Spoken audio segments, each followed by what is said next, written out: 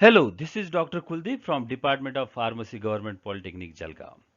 In this learning dialogue, we will discuss about how drug effects can be measured. This is the part 1 and it is depend on dose.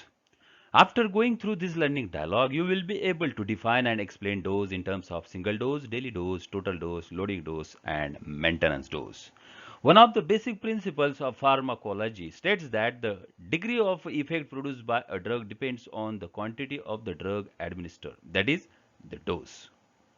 Let's see what is a dose. It is the amount required for the drug in a weight, volume, moles, or international units that is necessary to provide a desired effect. In clinical practice, it is called as therapeutic dose, while in experimental setup in animals, it is called as effective dose. The therapeutic dose varies from person to person and from one clinical situation to the other, and hence is indicated by a range. For example, the dose of aspirin to provide relief from pain is 300 mg to 1 gram, wherein 300 mg is a minimal effective dose while 1 gram is a maximum tolerated dose, which can be given to an individual for a different analgesic purposes. Let's see first single dose. Single dose means a single administration. For example, a single administration of a dose of piperazine 4 to 5 gram is sufficient to eradicate roundworm infection. Another example is a single intramuscular injection of 250 milligram of ceftriaxone can be given to treat gonorrhea. Let's see a daily dose. It is the quantity of a drug to be administered in 24 hours, either all at once or in equally divided doses. That means the dose interval is decided on the basis of the plasma half-life of the drug and other related parameters.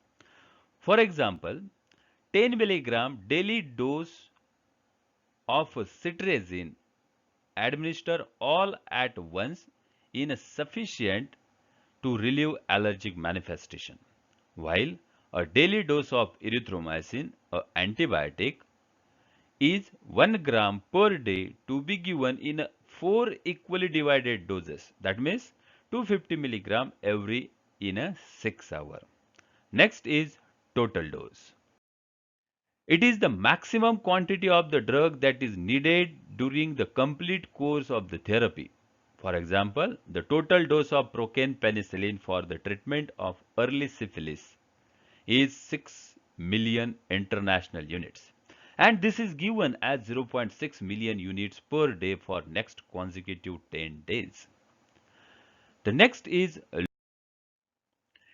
it is the large amount of the drug to be given initially to provide the effective plasma concentration rapidly. The sum In some clinical situation where the patient is to be fatal at that time, it required to administer to achieve the plasma concentration as fast as possible.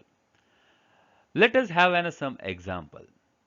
If there is a clinical emergency like congestive heart failure with atrial fibrillation, where the choice is digoxin, and hyperpyrexia due to malaria, where the choice is chloroquine.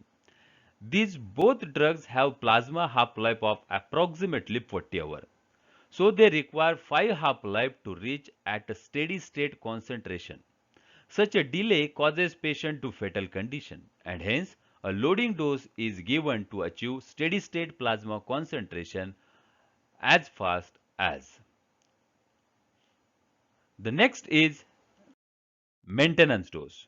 The loading dose is normally followed by maintenance dose, usually half of the loading dose. This is needed to maintain the steady state plasma concentration attained after giving the loading dose. So this is all about the dose. In next learning dialogue, we will discuss about measurement of drug effects. Till then, stay tuned with Kuldeep Bansal Pharmacology YouTube channel. And don't forget to subscribe to the channel for more such videos on pharmacology. Till then, happy learning.